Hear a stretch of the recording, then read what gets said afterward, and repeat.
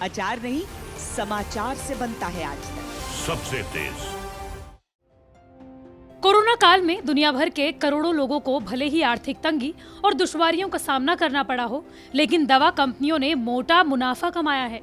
Corona टीका बनाकर सबसे ज्यादा कमाई करने वाली अमेरिकी कंपनी फाइजर और मॉडर्ना सबसे आगे है।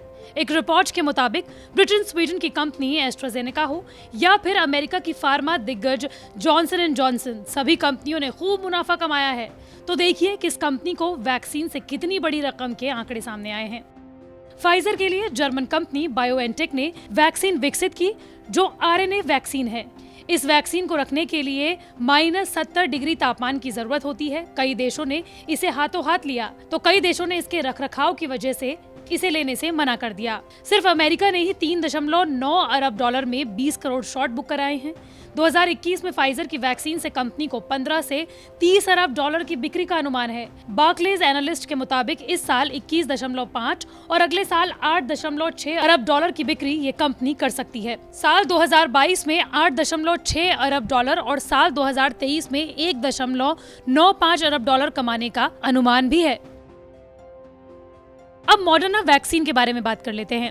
ये वैक्सीन भी आरएनए तकनीक पर आधारित है, जिसका उत्पादन अमेरिका के मैसाचुसेट्स बेस्ड कंपनी बायोटेक कर रही है। इस वैक्सीन के स्टोरेज के लिए -20 डिग्री तापमान की जरूरत होती है। इसे भी सबसे बड़े पैमाने पर यानी 30 करोड़ से ज्यादा डोज अमेरिका और यूरोपीय यूनियन ने खरीदी है। अमेरिका को 30 और यूरोपियन यूनियन को $36 प्रति वैक्सीन के हिसाब से वैक्सीन बेचने वाली मॉडर्ना को इस साल 18 से 20 अरब डॉलर की बिक्री की उम्मीद है। मॉडर्ना ने कहा है कि साल 2021 में टीका बिक्री मुनाफा 19 अरब डॉलर मूल्य के बराबर रहने की उम्मीद है, जिसके साल 2022 में बढ़कर 12.2 अरब डॉलर और साल 2023 में बढ़कर 11.4 अरब डॉलर होने का अनुमान है।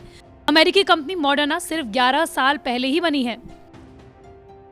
एस्ट्राजेनेका की वैक्सीन एडेनोवायरस पर आधारित है, जिसे ऑक्सफोर्ड यूनिवर्सिटी के साथ मिलकर डेवलप किया गया है। जॉनसन एंड जॉनसन की वैक्सीन की तरह इसे भी सामान्य तापमान पर यानी कि फ्रिज के तापमान पर इसे रखा जा सकता है। यूरोपियन यूनियन ने 40 करोड़, अमेरिका ने 30 करोड़ और जापान ने 12 करोड़ डोजेस इसके लिए बुक कराए हुए हैं। एस्ट्राजेनेका ने अपने 2 खुराक की कीमत 4.5 से 10 अमेरिकी डॉलर रखी गई है। इस साल इस वैक्सीन की बिक्री 2 से 3 अरब डॉलर तक होने की उम्मीद है। केवल एक खुराक वाला टीका विकसित करने वाली कंपनी जॉनसन एंड जॉनसन को अब तक 83 करोड़ टीके की आपूर्ति का ऑर्डर मिल चुका है। इसमें से 3 करोड़ टीकों का ऑर्डर ब्रिटेन ने तो 40 करोड़ टीके का ऑर्डर यूरोपियन यूनियन ने दिया है। अमेरिका ने 10 करोड़ टीके का ऑर्डर दिया है। कोवैक्स के तहत 50 करोड़ टीके साल 2022 तक खरीदे जाएंगे। कंपनी ने इस साल 1 अरब टीकों की आपूर्ति करके 10 अरब अमेरिकी डॉलर के बराबर बिक्री का लक्ष्य रखा है।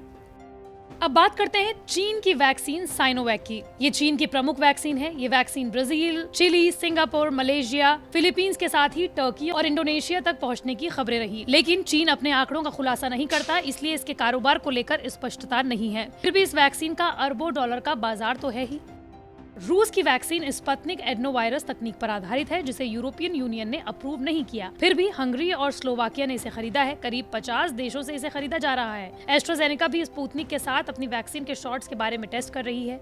इसके भी आंकड़े खुले नहीं है, इसलिए इसके भी अरबों के व्यापार का ही अनुमान है, लेकिन विश्लेषण नहीं।